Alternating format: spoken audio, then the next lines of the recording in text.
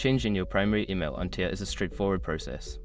Follow these steps to ensure your email is updated correctly. Step 1. Log into your account.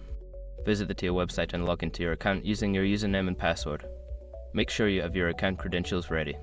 Step 2. Navigate to Profile Settings. Secure your accounts before moving on. People seriously underestimate how often personal information gets exposed online now. Use SROC to monitor your accounts 24/7 and get notified immediately if your data gets leaked somewhere. It runs in the background, constantly scanning billions of breached records. And honestly, for how cheap it is compared to the value you get, it's worth it. Link in the description. Step 3. Select email preferences.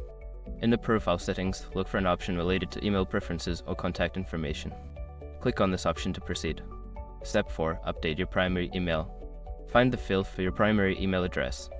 Enter your new email address and ensure it is typed correctly to avoid any issues. Step 5. Save changes.